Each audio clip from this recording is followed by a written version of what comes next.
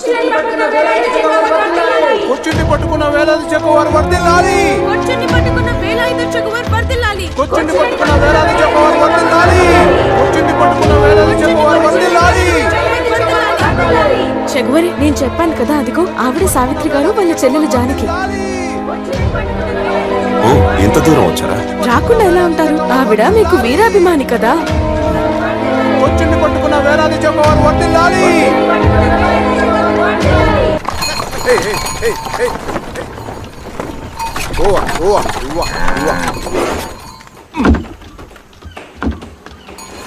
ఇద్దరు ఇలా వచ్చారేంటి? తనే నన్ను తీసుకొచ్చింది. నేను మీకు చెప్పిన విషయం కోసమే వచ్చాను. సావిత్రమ్మ వచ్చారు. ఎక్కడ? సావిత్రమ్మ, ఇట్రండి.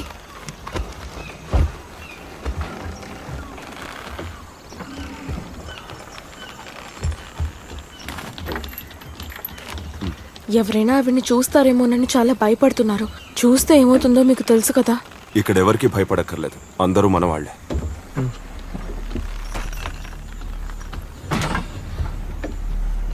నాకు మీరు ఎలాగైనా ఈ సహాయం చేయాలి. ఈశ్వర నంబూద్రి గారు సంబంధం మాట్లాడడానికి వస్తారు. ఆ పండు ముసలోని పెళ్లి చేసుకోవడం కన్నా నేను చనిపోవడం నయం. పోరాటం చేయడంలో మీరు మహాయోధులు కనుక మీరే నన్ను ఎలాగైనా కాపాడాలి. నంగేలి అన్ని విషయాలు వివరంగా చెప్పింది. బలహీన వర్గాలు వాళ్లను నమ్ముకునే వాళ్ళ కోసమే నేను పోరాటం చేస్తాను. నా స్వార్థం కోసం కాదు. నా ఆశయం నచ్చని వర్గం వారు నన్ను ఎప్పుడు చంపాలా అని ఎదురు చూస్తున్నారు. మీలాంటి ఉన్నత వర్గానికి చెందిన అమ్మాయి సమస్యల్లో నేను తలదూరిస్తే నా మీద నమ్మకం పెట్టుకున్న మహారాజు గారికి నేను విరోధినవుతాను. నేను చెప్పేది మీకు అర్థమవుతోంది కదా? మీ ఆశయం చాలా గొప్పది. ఎంతో కష్టపడి మీరు బడుగు జీవుల కోసం పోరాడుతున్నారు. నా వల్ల సమస్య రాకూడదు. నా ఒక్కదాని కోసం మీరు మీ ఉన్నతమైన లక్ష్యాన్ని వదులుకోకూడదు. తప్పు మాట్లాడితే క్షమించండి.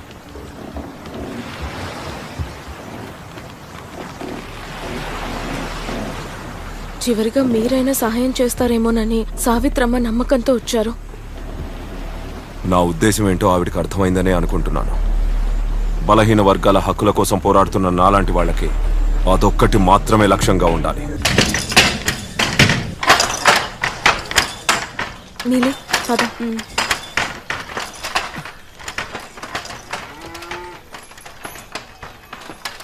అత్యధిక ధర ఉన్న చీర ఖరీదెంత? 500. 500? మరి జరీ అంచు? 300. ఎంత? 300. 300? వాళ్ళు చూడండి అన్ని కప్పుకొని ఎలా వచ్చారు. ఆడవాళ్ళు కూడా రాజ్యం వేయలేరట. ఈ పరిశ్రమలో నన్నేలిదే రాజ్యం అనుకుంటా. అయ్యో, ఎందుకలా మాట్లాడుతున్నారు? ఏమీ లేదు, అందరూ నీలాగే రవికలు కట్టుకొచ్చి మేలు జాతి స్త్రీల్లా తిరుగుతున్నారు కదా, అందుకే అన్నాను.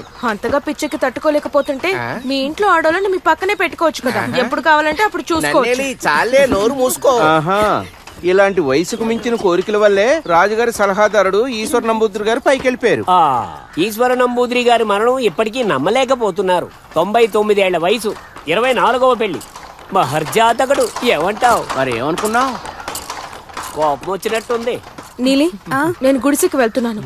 నాన్న కొంట్లో బాలేదు, నేను త్వరగా వెళ్ళాలి. సరే, ఆగు, నేను వస్తున్నాను.